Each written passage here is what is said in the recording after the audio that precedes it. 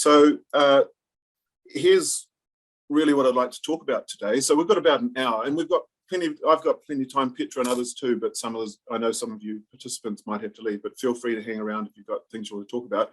So in a nutshell, what I want to talk about today, we're going to talk about group decision making, and in particular, we're going to talk about noise. And a lot of the ideas, especially in the first half of my talk, are going to be from this very interesting book that Daniel Kahneman, Olivia Saboni, and Cass Sunstein, all of whom are incredibly famous academics from different areas, put out this year. I've read it, and it's a bit fuzzy in the background, but there's proof. I've got the book. I borrowed this from a student actually. I'm too tight to buy it, of course. So I'm going to talk about what noise is. Don't worry about that it's an unfamiliar term. It's a bit jargonistic, and in particular why it matters for decision making, particularly by groups, and particularly professional groups, in our workplaces, perhaps in medicine or education or business, government sector, etc. And I'm then going to lead into talking about the use of 1000 Mind software. And by the way, I should have introduced myself for some of you who don't know me. Paul Henson, I'm a professor of economics at the University of Otago, but I'm also a co-founder with Franz Ombler, and I work with a wonderful team these days, including Petra, but many others too, in 1000 Mind software. And we help people make decisions. So I'm going to show you how 1000 Mind software can reduce this phenomenon known as noise, and ultimately, hopefully, lead to better decisions. And to do that, I'm going to talk about some of what we call different types of surveys that 1000 Minds supports for the purposes of groups coming together to work on decisions, and in the context of today's talk, in the process, reduce noise. And I'm also going to talk about these things called noise audits, which is something that 1000 Minds actually has been doing for 20 years, way before this term became sort of a bit hot and sexy thanks to this new book. It is a good book. It's quite a long read. There's a lot smacked into it, but just the caliber of the authors alone tells you that it's going to be great. And of course, the lead author, the incomparable Daniel Kahneman, Nobel Prize winner, famous psychologist. He's in his late 80s, perhaps even 90, and he's still going incredibly strong. Book's really worth a read. But there's lots and lots and lots of really awesome podcasts and interviews out there. Just try Googling and you'll find podcasts and interviews galore with the authors, with other people reviewing it, and just talking about, if you like, distilling the main insights from the book in a very easily digestible form. But again, the book's well worth reading. I'd recommend it. And certainly the earlier book that Daniel Kahneman wrote too is a good read too. But a lot of stuff covered in it from psychology, but again, very related to what we're talking about in relation to decision making, and in particular noise. So what is noise? Well, here's, this isn't a book review club, but the main idea really of the book centers on really this slide and probably the next one. So if you think about it, when we make judgments in our professional lives, and we can think of lots of examples, so think of your own work life and also think of your personal life, but I'll differentiate between those settings in just a second. When we make judgments, this really involves, we gather up lots of different pieces of information to make a judgment, and we try and form an overall assessment. And we do this usually in an informal fashion, using our brains, our experiences, our personality, etc. And we reach a judgment, and those judgments are often, two.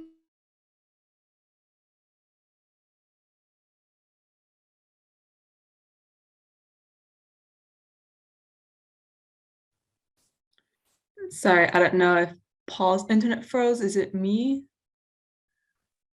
Paul's frozen. It's frozen. I'm here. Okay, yeah. Okay, just I would say probably give it a few minutes. Has anybody read this book? Yeah, I did 2 chapters. Paul recommended me to read. Yeah, how did you like it? It was great. I liked it. Okay. Oh, hey, there you go. Hi, Paul.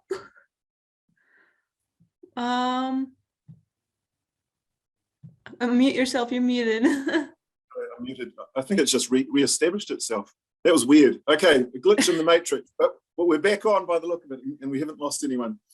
So where was I? I was trying to sort of summarize the book. So and the ideas we're going to talk about.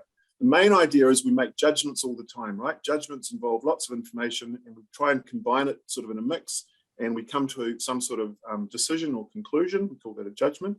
Yeah, I can't see the presentation. Yeah, share your screen again. Reshare. Okay, I think we're back. Okay, How's there that we go. Awesome. Okay, great. So the phenomenon of noise that this book focuses on is that, particularly in professional setting, that's the main focus that they want to look at, because noise is going to be a problem, right? And we're going to try and do something about this problem.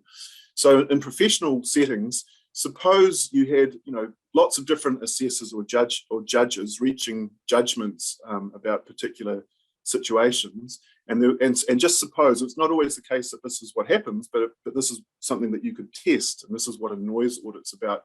Suppose those judges or assessors were evaluating the same set of information that they have to come to a conclusion about. The phenomenon that's been observed over many, many different studies, and this is all brought together by the authors of the book, is that those judgments based on the same information will very often be different. So in other words, there's a large amount of variability in many professional settings based on the same information, but through the eyes of different judges, and in fact, sometimes even the same judge. So if the same person comes back, say, a few weeks later and looks at the same information, they might well reach a different conclusion. And that worries me personally. So if I were to look at the essays that I marked 2 weeks ago, would I reach a different grade for those students? And so that variability is undesirable, and we'll talk about why more formally in a moment, but I think intuitively most of us can see that. But that variability in a professional setting in particular is what's known as noise. It's a noisy judgment. The judgments could have gone in many different directions, even based on the same information. And so that's, in a nutshell, what noise is. And so you can think of lots and lots of examples. You can see my screen there, and the book's all about this. But you'll know this from your own professional experience as well. So think about, doctors and diagnoses and making treatment decisions. I'll give you an example in just a moment from a 1,000 Mind study that I was involved in. Because of the authors, one of them in particular, Olivia Saboni, is a legal scholar. A lot of the examples are to do from the judicial system. So judges, and lots of experiments have been done on this, particularly in the US, actual formal experiments to highlight this problem, and it is a problem. Judges, when faced with exactly the same court decisions about, information about a crime that's been committed, if you present the same information to a whole lot of different judges, they will hand out quite different sentences to the same people that they're sentencing. So, one judge might be a very lenient judge and might even let the person off with a warning, say, and another judge with the same information facing the same person might put them in jail for a couple of years potentially. And so this is a real problem, you can imagine, because it's not fair. Hiring decisions, most of us, or many of us, depending how senior you are, have probably been on hiring panels.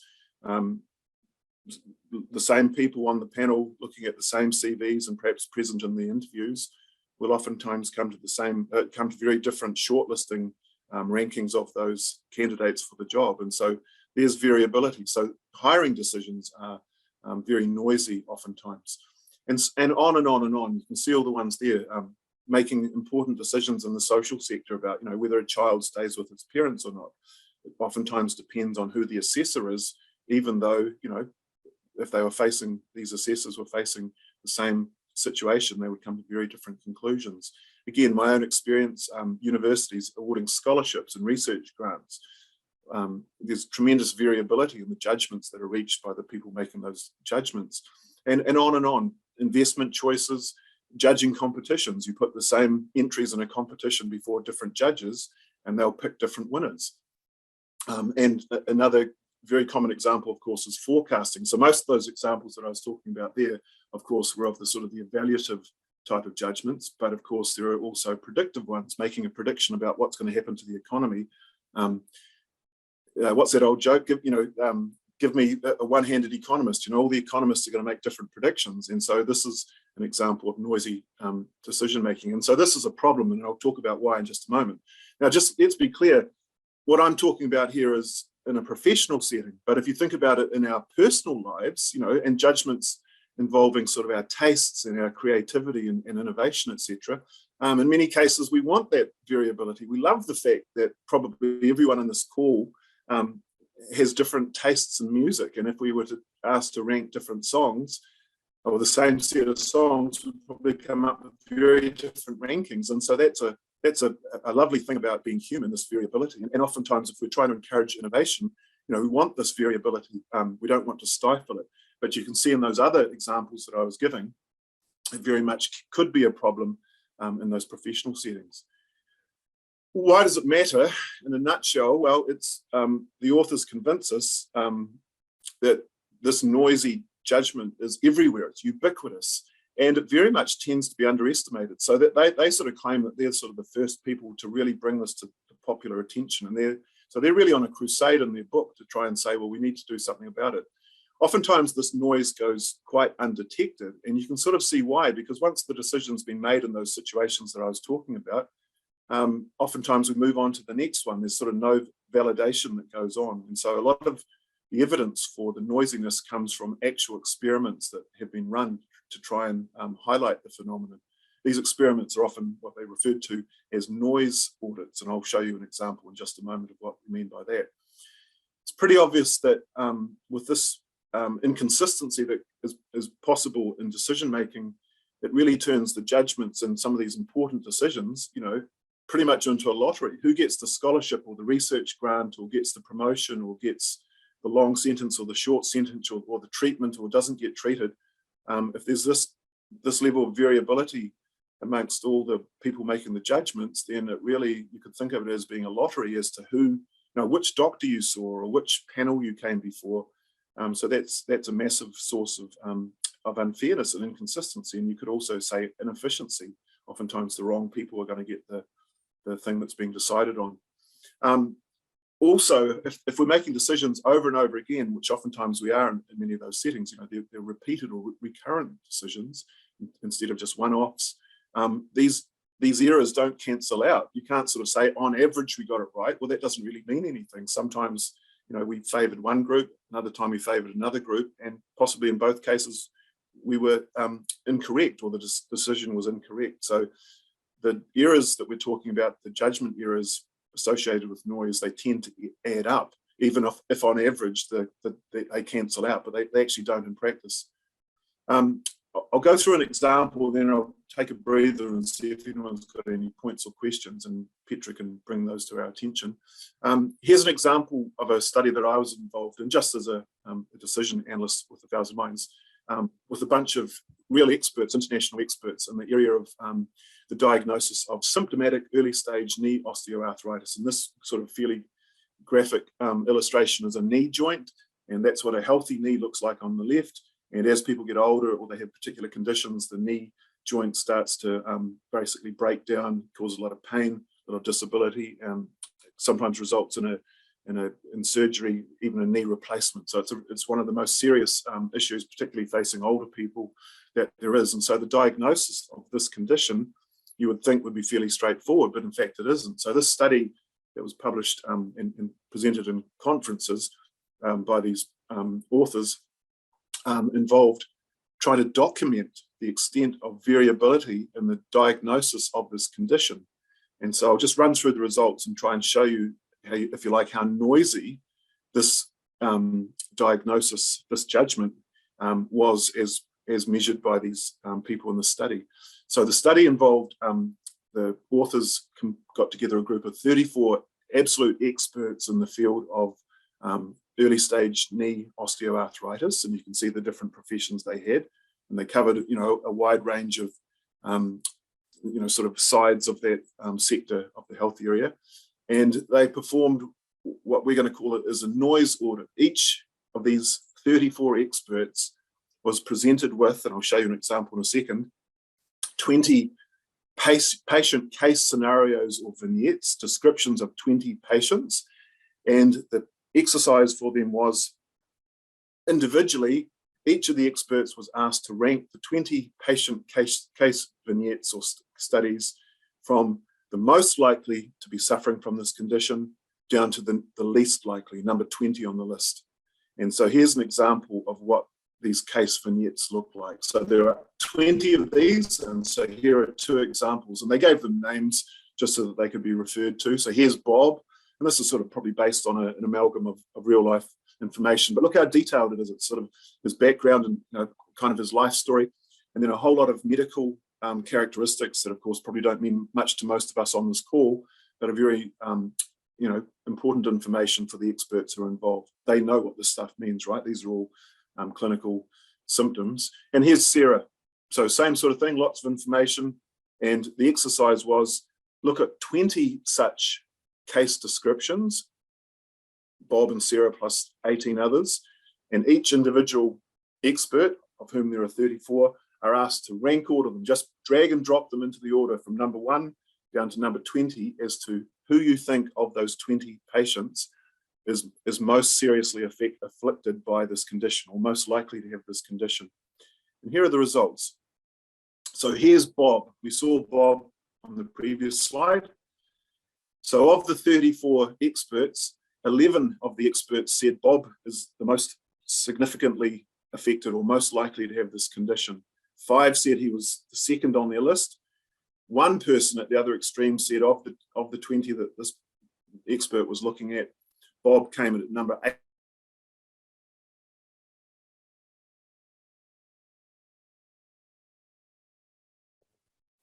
Seems like it's freezing again. But here in terms of sort of overall. Okay. Oh, are you losing me? Yeah, I think you froze for a little bit. So can you just repeat the last thing you said? It wasn't very long anyway. Okay, I'll warm up a bit. I was a bit frozen. So what I'm saying is, along the horizontal axis is sort of their average ranking. Bob came out on average to be top of the list across the 34 people, and down the other end was Rose. But even for Bob, and you can see 11 put him as number 1, tremendous variability. Down the other end, here's Rose. I didn't show you her case scenario, but most of the experts, 34 of them, put Rose towards the bottom of the list in terms of the ranking. But 1 person of the 34 experts said actually Rose is the person who's most likely to have this condition, even though everyone else said she's the least likely. But look in the middle, for example, look at Andrew or John even. The whole range of different positions practically, from 1st to number 20th, is represented by the rankings of the 34 experts. So here's a classic example of a very, very noisy judgment. These experts, and by the way, these are experts. This is not me. This is people who their whole professional life has been associated with this sort of condition. They were chosen for their expertise from an international pool, and tremendous variability. And so it illustrates, for example, basically what a lottery it is. If you were, any one of these patients, and depending which expert or doctor you went to see, you could get a very different diagnosis and therefore potentially a very different treatment plan. You could have your knee removed and replaced with an artificial one, or you could just be put on physiotherapy, depending how serious they thought the condition was. Here's another view of the results. It's really the same thing, but it's just showing for each of these different colors and shapes is one of the clinicians, and again doing the ranking. And so you can see the blue square, there's 3rd for this one. It basically covers them all, and the dotted line is showing us their average ranking across it. To a colorblind person like me, this is a meaningless graph, but some of you it might mean a lot more. But again, it's all over the show. It's very noisy. That's a great illustration of noise. And this isn't meant as a real criticism of these experts. This is just a recognition of a human phenomenon. Now, I want to distinguish noise from bias, and a nice way to do this is using the example that the authors in their book use, which I really, really liked. And you can see my very poor example of using a camera to try and take the image that they used. So when I talk about noise, I'm talking about the variability, just the range of possible judgments that could be made depending on who you ask, basically. And it's the idea that it's sort of a random scatter. Now, this is somewhat different from bias, and this illustration shows this nicely. So here's the setup. Imagine that there are 4 teams of friends who go to, say, a shooting arcade, in an amusement park or something, kind of an old-fashioned idea, probably not very PC nowadays. Each team of these friends has 5 people, and they share, a rifle. It's a shooting competition, and each of the 5 people in the team fires one shot. And what we've got in the figure here is an illustration of their results. Now, of course, if they're shooting, and the shooting is supposed to represent their judgments, if their shooting was exactly accurate and without bias and not noisy, then every one of the 5 shots fired by each of the teams would hit the bullseye. And you can see that's what happens with Team A, right? So it's unbiased, it's very grouped on the truth, if you like. The truth is the bullseye. So it's an unbiased, unnoisy evaluation, if you like, in this example, or shooting exercise. Team B, on the other hand, you can see is also quite grouped. So it's not noisy. It doesn't have that random scatter and that variability that we're talking about when we think about noise, but clearly they're all grouped to the lower left of the target bullseye. So in this example, this is bias, right? So bias, it doesn't have a pejorative element to it. It's just saying that there's a systematic, directional inaccuracy or error in the judgment that's occurring. So Team B is not noisy, but it's biased. Team C, you can see, is sort of on average hitting the target. So it's unbiased, but of course it's got that variability. So that's the noisiness. So C is noisy, but unbiased. And Team D is, it's got the variability like Team C, but you would think that the gun is somehow firing a little bit to the left compared to what's happening with Team C. So Team D is biased and it's noisy. So you can see the difference between those two things. So both noise and bias can come into a judgment, obviously, and of course we want to try and avoid both. But the focus of today's talk is on noise. Now, nice sort of exercise that the authors say is, well, suppose you didn't know what the actual target was. So in their little metaphor here, suppose all we could see was the back of the target. Sorry, Paul. So we have a question. So the noise versus bias thing, isn't that just accuracy versus precision? Yes, I think so. Accuracy versus precision would be a nice way to summarize it. Yeah, that's a good way of doing it. So a imprecise shooting would be a biased one, I guess. But if we could say that there was a systematic tendency to it, and the grouping is the noise. But here's the same data, basically, is what we're talking about, data here. Suppose we didn't know the targets. So we can't tell, for example, if we don't know what the actual target is, whether Team A or Team B is biased. We don't know what the target is, so it's impossible to tell, but we can certainly tell that they're not noisy. So they're grouped, but then they're not spread out.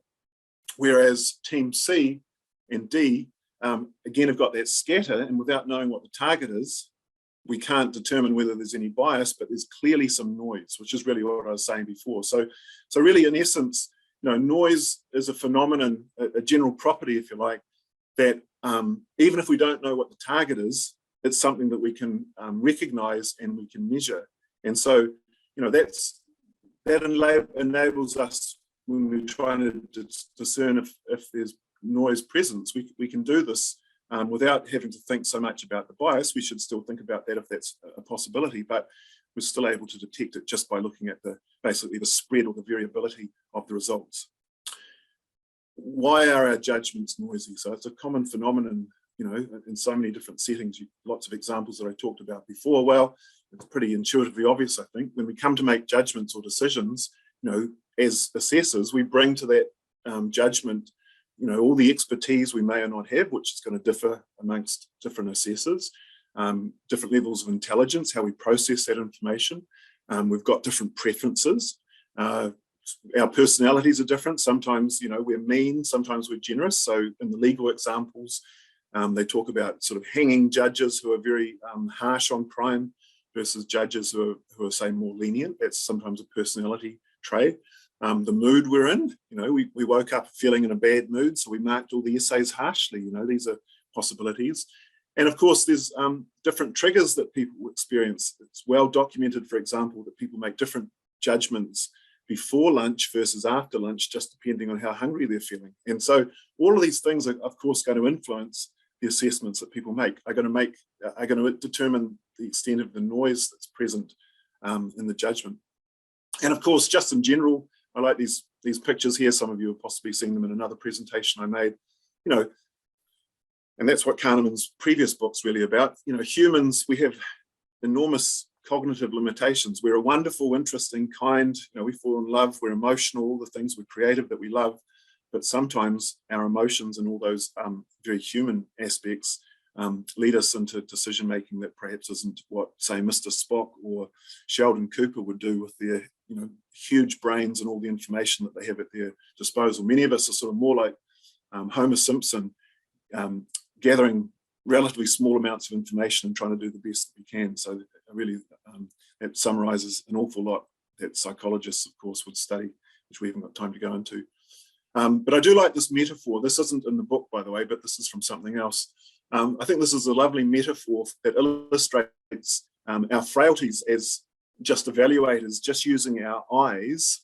And I want to use that as a metaphor for more complex cognitive processes associated with judgment and decision-making. So this is a very famous optical illusion. Many of you will know it, of course. If you look at those two arrows and focus particularly on the horizontal line, so in other words, from here to here and here to here, would you say that the two horizontal lines have the same length, or are they different? Most people, when confronted with that, and I'm doing it now, even though I know the answer to this, I'm absolutely convinced that the second arrow, that horizontal distance there, is longer than that horizontal distance there. Well, I'm sorry to tell you, but that's an optical illusion. Here's a little measuring stick. They're identical length, but our eyes are fooling us by the way that this illusion's set up, given how the arrows are pointing in or pointing out. Very famous demonstration. And there's lots of others, of course. Now, it's a nice metaphor because, if you think about it, our vision and our sight are things that we use so much, and we have for, 200,000 years since we crawled out of caves and became humans, running away from saber-toothed tigers, doing all the hunting and stuff. Vision is a very evolved function of, the human species, etc. We've got lots of practice looking at things, something that we've done since we were born, most of us, with sight, of course. And yet, even today, most of us can't overcome that illusion. I certainly can't. Every time I look at it, I have to reassure myself that what I'm saying is true. Without the second demonstration, I would be almost swearing black and blue that what I'm seeing is different. So if we're fooled by something kind of as simple as that, involving vision, if you think about other situations that involve judgment, we've really got to think through things, and particularly we've got to make trade-offs, and we've got to evaluate lots of diverse forms of information. Those settings are exactly the opposite of a simple vision task, and it's much harder to see through them. And so if you think about it, it's not surprising that we're often subject to those biases, and we use heuristics, and we have shortcuts sometimes, and we do things like Homer Simpson-esque rather than Mr. Spock-esque that lead us to reach the wrong judgments or the wrong decisions, and that's really at the nub of it. So if judgments are noisy, what can we do about it? Well, the first thing is we really need to discover that it's there. And oftentimes, as I said before, this comes as a great surprise, particularly to experts who think that, with all their training and experience and, and vast knowledge, etc., that they wouldn't be subject to these things. So the first thing is to perform what's referred to as a noise audit. Try and measure the extent of the problem, and in particular, make it obvious, and make decision makers themselves and their organizations aware of this problem, because unless they're aware of it, they can't really do anything about it, because they're just going to be ignorant of it. It's not going to be something that they know about. And if we're aware of it, then we can try and do something. We can introduce some strategies to try and reduce the noisiness of our judgment. And that's really, and the book refers to this as decision hygiene strategies, or noise reduction strategies, really, to try and reduce noise and therefore make better decisions and reap the rewards from doing that. And so there's some pretty obvious things that we can do. And I'm going to, of course, lead into multi-criteria decision-making. I'm going to talk about 1,000 minds. But the first thing is, of course, a lot of it hinges on the skills and the competence of the decision makers. So the more skilled and competent our decision makers are, the more chances we have of, having a more accurate and more precise judgment being made.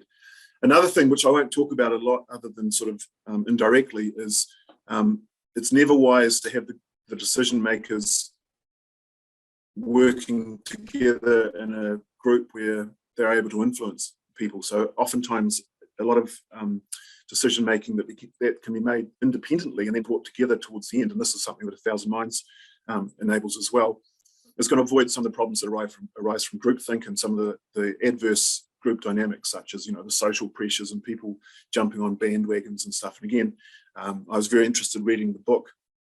There's a lot of discussion of situations where that happens. So, committees basically being hijacked or driven in a particular direction by particular people in the group. We want to try and avoid that as much as possible. And the third thing that goes with it, of course, is if we can try and create algorithms or formulas or rules, that's what the authors refer to as, in other words, sort of explicit criteria and weights, which of course many of you will be familiar with who have known 1,000 Minds and many of the people on this call, is multi-criteria decision making, then we can avoid some of the noisy decision making that we've talked about. So I'm going to talk about multi-criteria decision making very quickly, and then I'm going to show us some of the things in 1,000 Minds, some of the surveys that can bring groups of people together to try and do some of these things, in particular noise audits.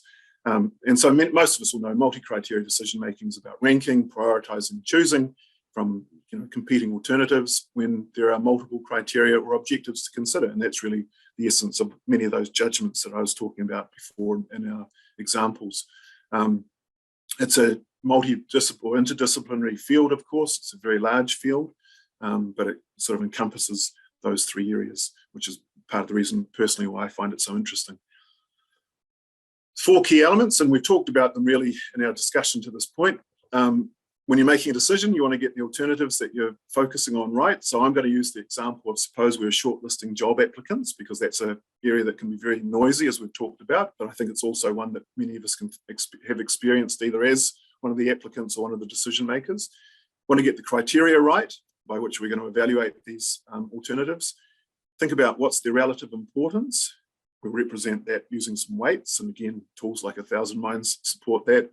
And of course, involving the right decision makers and other stakeholders in that decision is very, very important. Should I take a momentary pause here? Does anyone have any questions before I sort of launch into an example? All good? Okay, well, please don't interrupt if you do.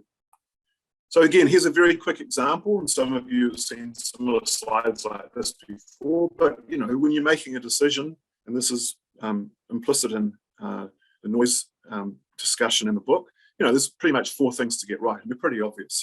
Make sure you've got the right alternatives in front of you, so that's, in this example, the job applicants, but also be clear about what the criteria or the objectives are. So here's an example of a set of explicit criteria that are pretty self-explanatory, and I'm going to use this in my example to demonstrate 1,000 Minds in just a moment. Having arrived at the criteria, oftentimes the hard thing is, well, what's their relative importance? And so the way to represent that in most situations is we want to come up with a set of weights that represent how important, say, experience is, say, versus social skills. And the usual setting is that the weights, the bolded value here, the highest value on the highest level for a particular criterion, the 37.3, the 29.9 down to the 4.5, those bolded numbers will add to 100 points, 100%. So out of 100, in this example, this is just arbitrary, of course, 37.3 out of 100, that's the weight, is going on experience, right down to social skills, getting a measly 4.5. And so we can say things like, approximately amount of experience is about, say, 8 or 9 times as important as social skills, just the ratio of those weights, just the way that you think about a relative weight. And then, of course, involving the right decision makers. And once we've got the criteria and we've got the weights and we know what the alternatives are, then, of course, we can apply them to the candidates. This is a screenshot from 1,000 Minds. We can rate each of the candidates.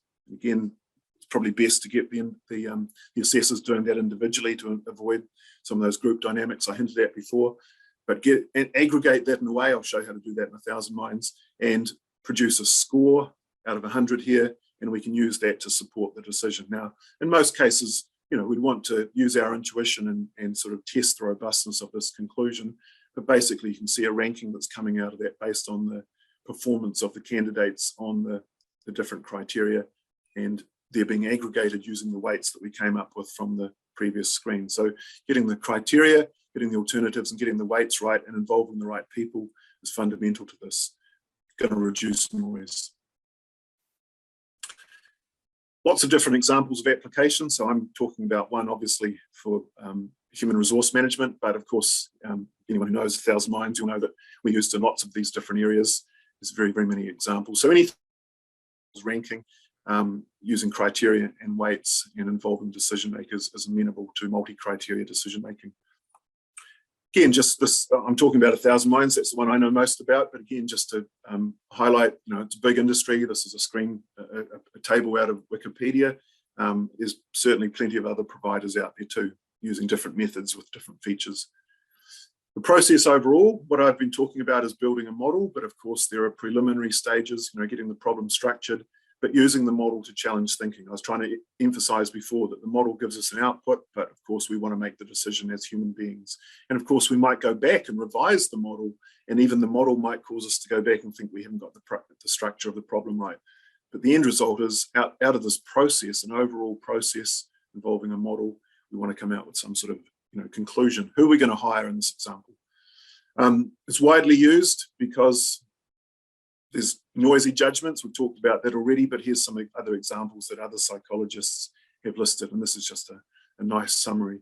Again, I won't go through them all, but you can probably, if you are looking at this and you spend a moment, you can probably think of lots of examples from your own professional life where this has happened.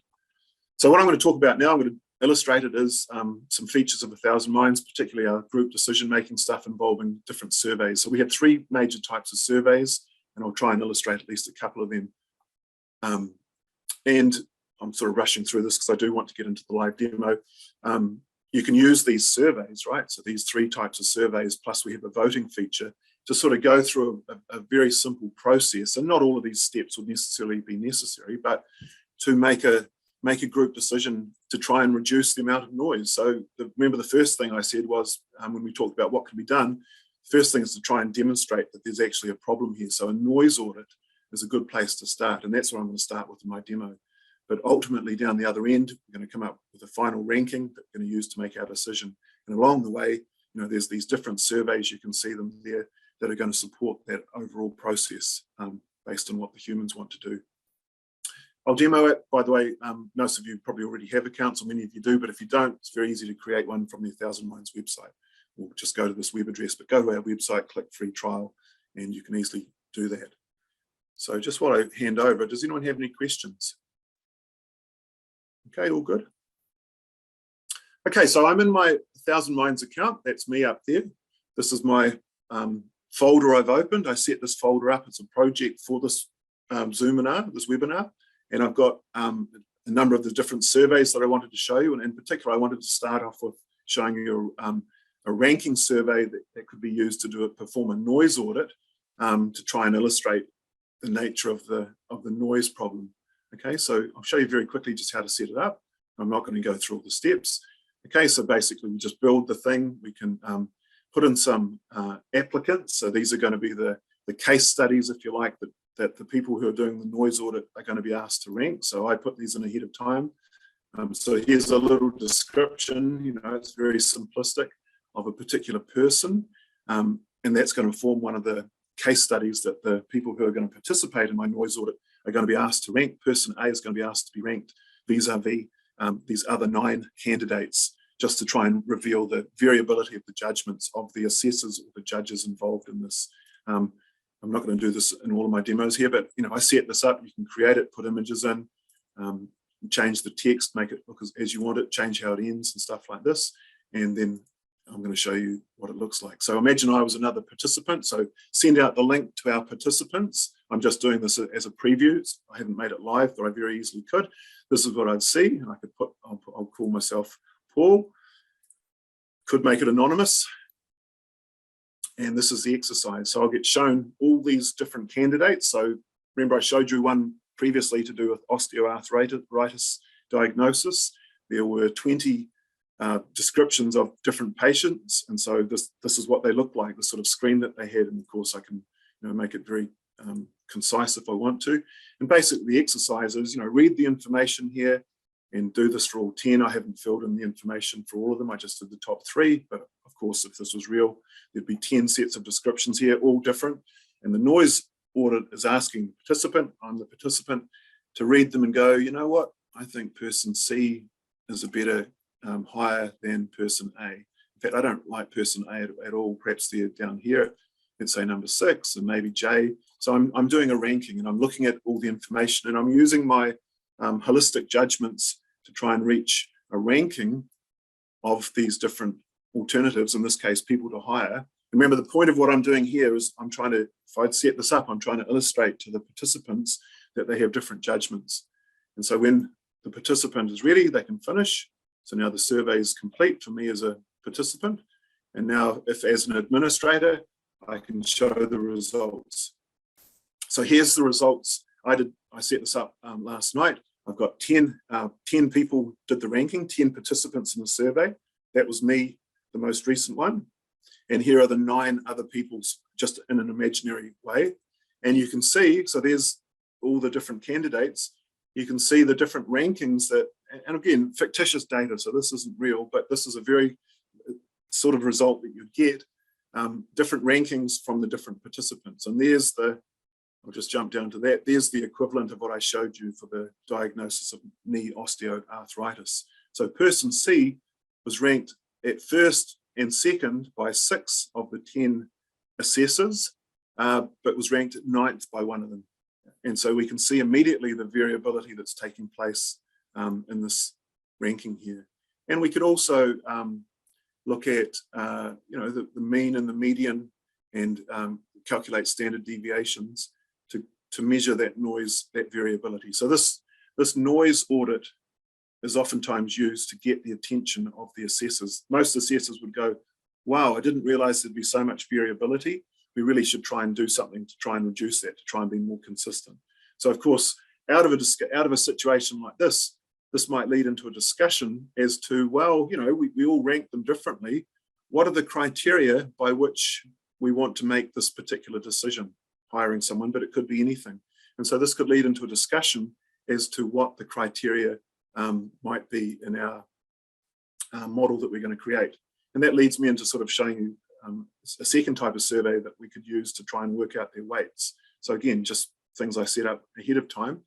So for example, out of that discussion might come these criteria that would be important for the decision. And this was from my slide that I had before. So a whole range of 5 different criteria for making the decision, all with different levels. And this would perhaps, this would be arrived at through the people involved in the decision, refining the process, talking about it and testing it. Now, the question then becomes, well, what's the relative importance on these 5 different things? How much weight should we give them? And so the way that we could handle that in 1,000 minds is we can do it in 2 ways. I'll show you both. So I could set up a survey, and I have done that already. So this time I'm running a different type of survey, got the same image, but this time we're going to run a preferences survey where the exercise will involve. So here's my, so imagine I'm a participant. It's great the internet hasn't let me down. So this will be me again. So again, just send out the invitation as a link, say by email, to everyone that we want to include. And so this is how 1,000 minds arrives at the weights on the different criteria. It's called the Paprika Method. It asks a bunch of trade-off questions to the assessors involving, and as you can see, so presumably if I'm interested in qualifications, the candidate on the left in this hypothetical example would be preferable to the hypothetical example on the right. But given energy and enthusiasm is important, I would probably prefer the person on the right if I was just thinking about that criterion. So I've got to confront a trade-off between someone who's got a reasonable education, but they're kind of lackluster, versus someone with no education, but they're energetic. Well, I know which one I'm going for. I'm always going for that person. And now trade-off between education and experience. And so basically the software is just going to ask me to confront a whole bunch of trade-offs like this. And each time I express a judgment, the software is basically being trained as to what I think is important. And that's going to be reflected in the weights coming out the other end. So I'll just auto-complete that. And so there are the weights based on how I answered those questions. Now, of course, this has no validity. I just answered that randomly. But if I had, the relative sizes here would be reflecting the weights that I put on those criteria based on how I answered those trade-off questions. And again, go back to the results of the survey. And now I can see I put in, I put 6 people here. Make sure I'll show them all. Close that. Okay, so here are, that's me having just done the survey, and last night when I was setting this up, another 5, I did these just, as anonymous people. So imagine those are 5 individuals who've done it seriously too. And again, we can, and this is another test of noise in some respects, we can see that we've all got different preferences over the different things, and that's not surprising, but we can take the average. So the average will reflect the preferences that we have in aggregate by just a simple averaging process. Here's another way to look at the results. Here's the basic ranking based on those weights above that each of these 6 assessors put on that. So Paul Hansen test, for example, stands out as being quite different from at least 4 of the other people who did the exercise. I've got something in common with this person, but I'm quite different. Again, that's not surprising, right? Different things are going to matter to different people. But of course, we can resolve that by using the weights as a group. Now, that's one way to do it. Another way that we could reach an overall set of weights for a group is we could engage in a voting exercise. So the purpose of my demo here is just to show you the range of different ways that we can handle getting different groups of assessors or judges together to create an algorithm or a tool, a set of criteria and weights to support the decision. So this time we could answer the questions, but we could do them as a group. So there's a nice feature here. We could have a voting mechanism. In fact, I'm tempted, this is risky, but let me throw this in the chat, and if anyone wants to, you can join my vote. So it's chat. Oh. So if you copy that, I don't think you can just click it. If you just copy that into your browser, you could have a vote, and let's just do it randomly. Let's not take it too seriously, because I'm just trying to illustrate it here. I'll be the administrator. I could also have a vote myself, but I won't. So let's see, maybe Petra and Franz and others. Anyone feel free to throw that into another window on your browser and just have a stab at the question that you see. You don't have to take it seriously. I just want to show basically the aggregation that's going to take place. And I'll take a breather while this happens. Great, the votes are rolling. 2 people have enrolled, probably dear Franz and Petra. And so you can see down here, right? So what I'm showing here is the assessors are expressing their preferences in a very independent fashion. So it's great, we can have a discussion afterwards, but there's no group dynamic sort of leading the voting charge per se. We could yell out our answers, of course, but say we're in a company, we might be quite sensitive to who the boss is or looking over our shoulder at what everyone else is doing. The votes are rolling in now. This is fantastic. 8 out of 8 have voted, so let's show the results. Oh, there we go. That's interesting. So 7 out of our 8 participants in this exercise would prefer the candidate on the left, and 1 would prefer the candidate on the right. So let's say that we go with the group decision here. And so if you look at your browser window now, you'll probably see another exercise, another trade-off question, the Paprika method at work. And what we're doing here is we're collecting the preferences, and we could have a discussion if there's a divergence of opinion. But again, remember, one of my answers as to what can be done when we've got noisy decisions is, involve expert decision makers, but do it in a way where they're independent, but we're bringing their judgments together. That's what we're doing here. Okay, so 9 out of 11, wow. And you can keep casting your votes. Okay, so we've got a bit more of a split, but still most people are going for one of these choices, which is great. Suppose it's split 50-50, we can now have a discussion and start to share ideas and try and understand each other. And of course, we're going to have differences of opinion. That's perfectly natural. Okay, so we'll perhaps go with this one, and we won't spend the rest of our lives doing this, but you can see I'll turn off voting now, so I'm going to disable you. So thanks so much for voting, but now you can't. And basically just go through this, and I'll just auto finish, auto complete. And so now, of course, if we did that, we went through the whole process, these weights would reflect the group in a voting mechanism. So now we've got a bunch of criteria. Well, recap, what have we done so far? We demonstrated the need, we did a noise audit, that was the ranking survey. We either ran a preferences survey where everyone did it individually and then their results were combined to get some weights on average, or we could do it in a voting mechanism like I just showed you there, which has some real appeal. Now, of course, the other thing that we might want to do, and it's the third survey that I just wanted to very quickly illustrate for group decision making, is, okay, so we've got all these different candidates who have rocked up for our job. We know what the criteria are that we're going to use. We know what weights we want to use, but of course, we also need to evaluate the applicants, right?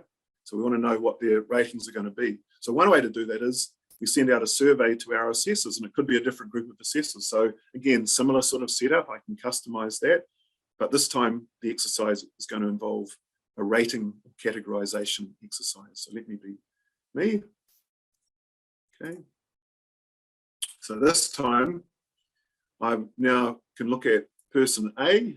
So this would be all their information. So again, it wouldn't necessarily be that case study. It might be their CV and information from the interview or little tests that we've given them, whatever information that we're gathering for the assessment. And I'm going to assess them. So, you know, on their education, what have they got there? BCom. Well, that's almost no qualification. Oops, I shouldn't say that. I've got one. Bachelor's degree. Lots of experience, more than 5 years. Yep. We met him. He's personable. References. Yeah, okay. Seemed pretty good. And I could even write a comment. Blah blah blah blah blah. And so there's that person, and I could go through all of them like that. Of course, you know, one of the privileges of being an administrator. Of course, someone who's running the survey as a participant can't do this, but I can. So I suppose I went through them all, and I've rated them all, and I've read them. I've looked at their CVs, and etc. etc. And now I can look at the results of all the assessors who did that. Okay, so again, just like before, here's the, oops, I didn't click, I don't think I clicked save, it doesn't matter for this demo. There's 9 of us who have done the rating, and there's one of the candidates, person E. Of course, they have a real name perhaps or a number, and you can see that the 9 assessors have rated them quite differently, which isn't surprising. Again, this is random data, but in my experience, you do tend to see quite a lot of variability when this is done for real. I did this in a hiring situation for my own department when I was head last year with the group. So you get different ratings. So we've got to resolve those disagreements, and there's lots of ways that we could do it. One, we could have a discussion, but that's going to be subject to group dynamics, but it still could be useful, particularly if it's a small group and a small number of candidates. Maybe we could do it with 10. What say we had in my case, we had 252 applications for a job. So that wasn't possible. And so one way to do it is we can aggregate by taking, if you like, the mean or the median, and we could then spit that out into our decision model, which is what I'm going to do just for demonstration purposes. So here we go here. I've taken a copy and I've used the means of the categorizations across all the assessors in that process. And now I've got, that's the average ranking, or it's average rating, sorry. And now I'm applying the weights that we've got, and I'm going to get a ranking based on that. So I've combined all the information into my process, the weights on the criteria, the ratings of the candidates on the criteria, and we've reached a ranking, if you like. And we've done it, hopefully, in a relatively unnoisy way, perhaps an enjoyable, fun, inclusive, participatory way that has tremendous scalability. We could have involved many dozens of judges or assessors if we wanted to, and we could have evaluated potentially many hundreds of alternatives, in this case candidates for the job if we wanted to. And we've done it in a way that we can also go back and look at the decisions that we made, so we can audit what we've done. It's transparent, and we've got a system that we could use over and over again. If this was a repeatable exercise, which in many applications it would be, ranking patients for an operation, for example, or awarding scholarships or research grants, for example. We might do this exercise every 6 months, for example. We've now got a tool, an algorithm, or a formula that will reduce the noise of the judgments that would otherwise be there, and that are going to give us some real efficiency gains as well in terms of running our processes. I'll stop there. Probably should have done it a wee bit sooner, and I'd love to hear if anyone has any queries or comments. So I actually have a question. Yeah, Petra, please.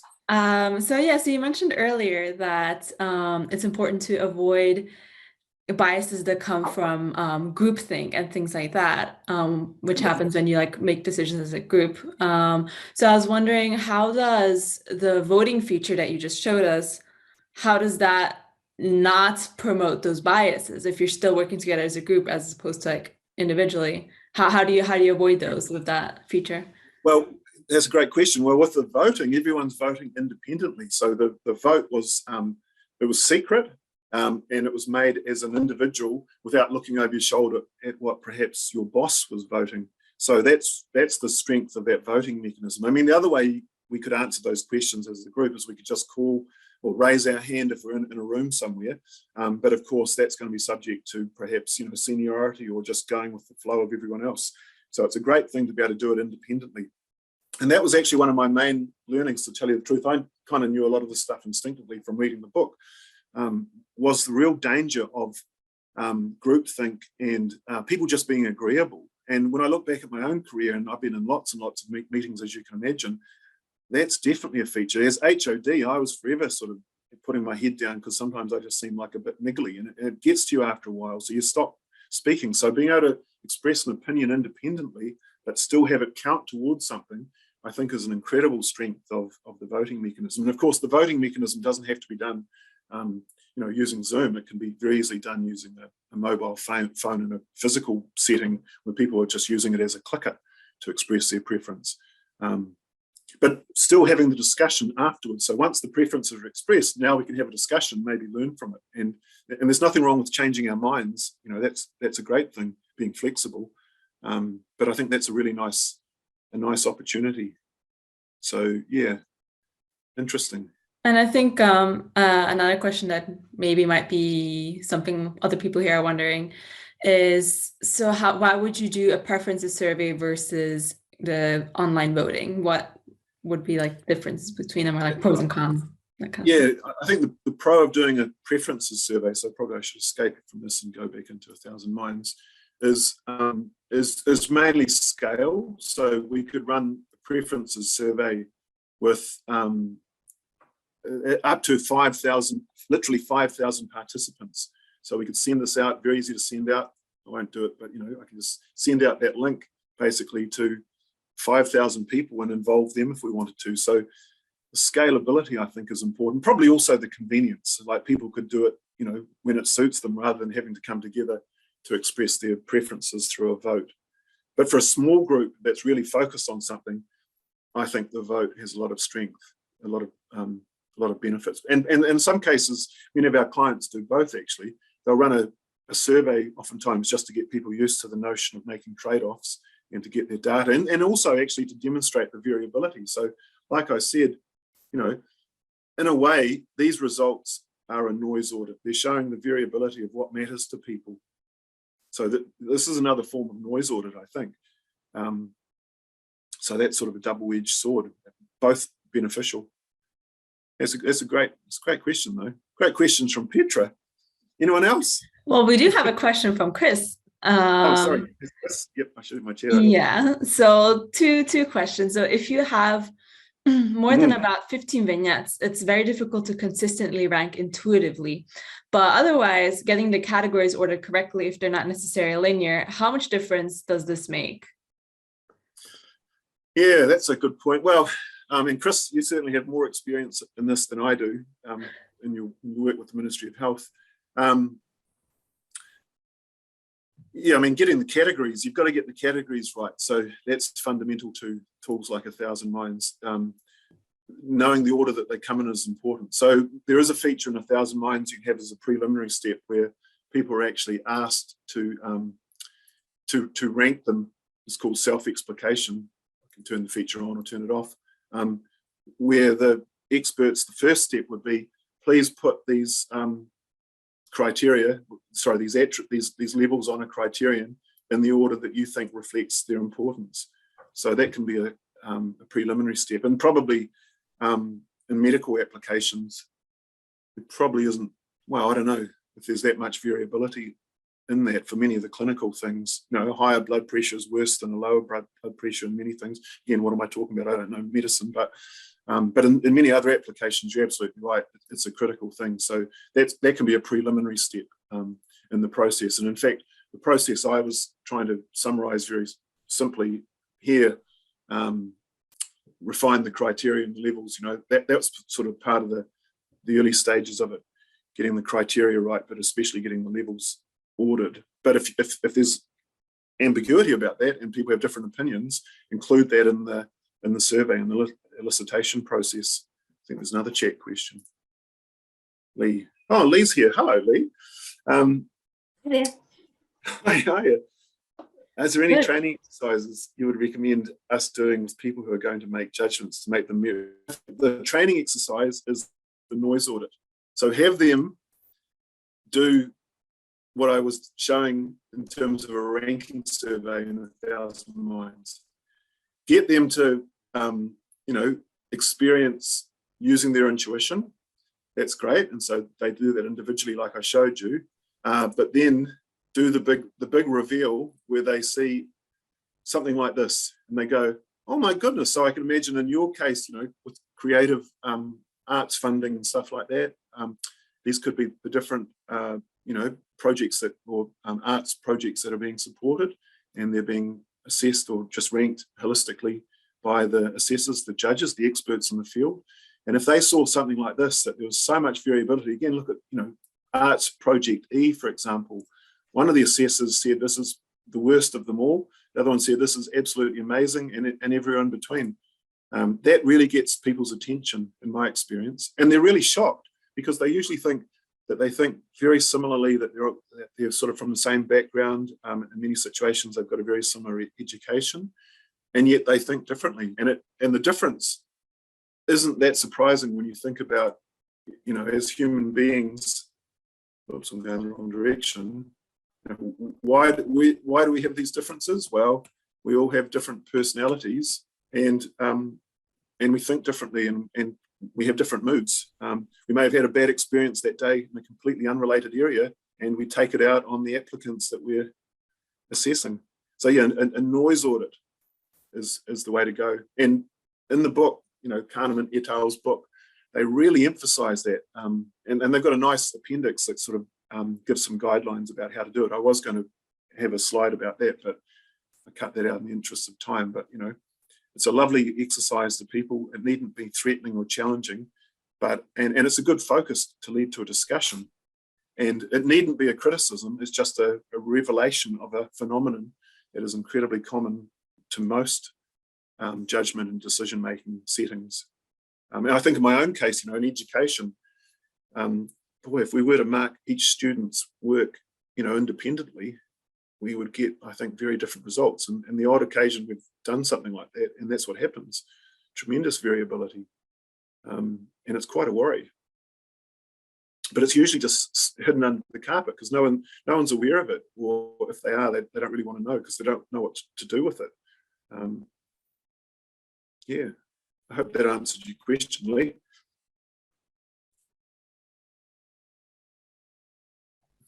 Yeah, right. No, good comment from Chris. Yeah, I'd really recommend, maybe I'll photocopy a couple of the chapters out of the book for those of you who don't want to buy it. The authors are really saying this is a scandal in many situations that they're aware of. There are serious, bad decisions that are being made that are enormously disadvantaging people. And you're right, medicine's one of them, and also the law. And it's really a worry. And this is not about bias or discrimination. That's another issue. This is just about simple variability and the lottery nature of who is making the judgment, and education as well. I have to put my own hand up there. Well, we're 7 minutes past. I don't want to keep people. And I know some of you could have disappeared anyway, and probably some of you have. You've got other things to do. Are there other questions or comments that we could help with? And I can stay on forever. Bosco's got a comment or a question? He's got his hand up. Yes, it's hi everybody. Hi. It's more comment than questions. I just posted the one link which is related to working group related to behavioral operation in operation research, and it's good they're organizing free summer school for researchers and students, and they teach you how to minimize biases when you are making decision, and especially when you're structuring problem for multi-criteria decision analysis. So I think it can be really interesting. And I read I read Kahneman book, but first one, Thinking Fast and Slow. I didn't read this new one. But what I think what is really good with this 1000 Mind software is that because you're making a decision independently, then you will be less biased, because there is also another approach. I read book from James Surowiecki, Wisdom of Crowds. And he's saying that you have, if you have enough decision makers, and if they are making independent decisions, then even if you noise in the decisions, this should be the average decision should be the accurate one. So that's what I think is good with this software. Even if you have noise, I think the group decision can be pretty accurate. Thanks, Oscar. The wisdom of crowds really comes through loud and clear, and I'm trying to illustrate that there. So taking the average, the evidence, I'm not saying in this case because this is random data, of course, in my example, but the average of a whole bunch of independent, they have to be independent assessments, and they have to be assessments by people whose judgments are as much as possible valid, they have expertise. The mean is a very good approximation to the truth, and it's really sort of a regression to the mean argument, but you're right. And that really comes through loud and clear in this latest book by Kahneman et al. It's a great book. I'd recommend you read it, especially having done the first one. Oh, thanks, Soda. Really sweet. Does anyone else have any questions or comments we can help with? I'd love to take this offline. Of course, if anyone wants to follow up, please do with me or Petra or Franz or anyone in 1,000 Minds. Question from Lee. If people submit individual judgments and we're confident they have low noise, would you say that meeting and having discussion, people are still absolutely necessary or optional? No, it's absolutely not necessary, Lee. In fact, again, I've learned a lot from this book. In many cases, it seems to be a recommendation not to meet. Like, don't. Like, why would you? And if anything, you still have to validate it. So we don't necessarily follow the criteria and weights approach, mechanically, but that discussion isn't necessary, especially if there's low noise. You're right. Optional, it's optional. It might be fun. It might achieve other purposes, don't forget. So it's not always just about making the best decision. You might be wanting to, involve people and make them feel part of it. But you've just got to be careful that the final decision doesn't get sort of contaminated or overtaken by what weird stuff might happen in the meeting, Great. Oh, well, very happy to chat, but it looks like we're sort of petering out. I really appreciate everyone coming along. It's really great to see some of the names and one or two of the faces, at least images. You're all great people, and thank you so much. And thank you very much to Petra for organising this. As always, she's done a fabulous job. I think I should probably draw this to a close. And please be in touch if there's anything that we can help with. We'd love to. Adios, ciao, ciao.